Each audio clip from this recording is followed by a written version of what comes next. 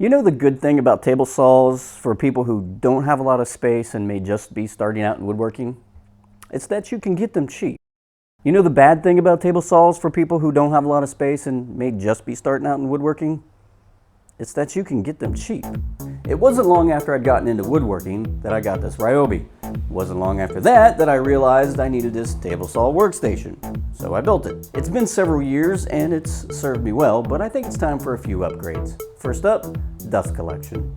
I drilled a series of holes underneath the saw and drilled a hole on the back side of the workstation to accept my shop vac, but that never really worked out all that well. I think there's just some fundamental design flaws with that, so I think I'll just open it up. I'll begin by marking out lines where the table saw sits,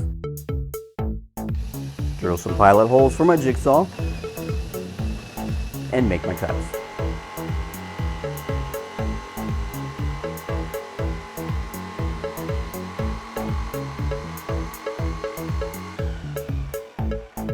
A little cleanup, and I'm ready to move on. I'll start by removing the existing tops.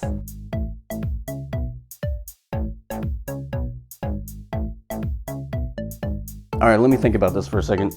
This is gonna hurt. I need to know approximately where the blade is gonna come through the top for the insert. So I'll measure from the side of the current station to the blade, and then add an inch, and then the same thing for the front and back measurements. And I should have it. Well, that wasn't so hard. Then, drill pilot holes, make my cuts. A little sanding, maybe a little more sanding. Okay, a lot more sanding. And I'm ready to mark a piece of stock for the insert. Mark my lines, and it's off with the jigsaw.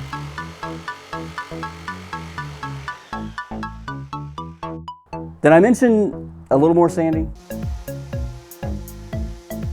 Next, I'll countersink some holes for some screws.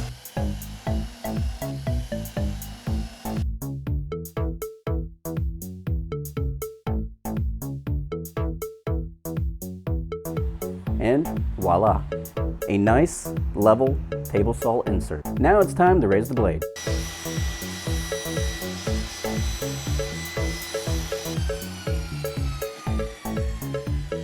Now I'm going to lay out for the miter slot.